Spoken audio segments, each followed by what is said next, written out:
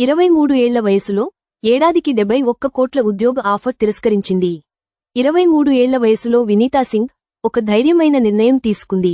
ఒక బ్యాంక్ ఆమెకు ఏడాదికి 71 కోట్ల జీతంతో ఉద్యోగ ఆఫర్ ఇచ్చినప్పటికీ ఆమె దాన్ని తిరస్కరించింది. బదులుగా నెలకు కేవలం 10,000 రూపాయలతో జీవనం సాగించింది. ఈ సాహసోపేత నిర్ణయం ఆమె జీవితంలో కీలకమైన మలుపుగా నిలిచింది. 2015లో వినీతా సింగ్ షుగర్ కాస్మెటిక్స్ అనే సౌందర్య సాధనాల కంపెనీని స్థాపించింది.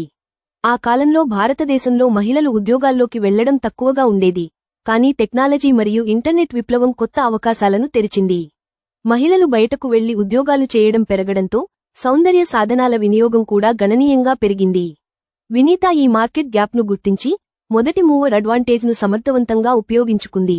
ఆమె కంపెనీ భారతీయ మహిళలకు అనుగుణంగా నాణ్యమైన, సరసమైన సౌందర్య ఉత్పత్తులను అందించింది.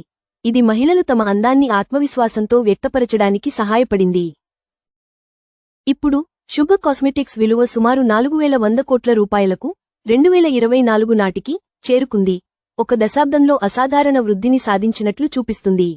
వినీతా సింగ్ యొక్క విజయగాథ చాలామంది యువతకు, ముఖ్యంగా మహిళా వ్యాపారవేత్తలకు స్ఫూర్తిగా నిలిచింది. ఆమె దృఢ సంకల్పం, వ్యాపార దూరదృష్టి మరియు సవాళ్లను ఎదుర్కొనే ధైర్యం ఆమెను రోల్ మోడల్గా మార్చాయి.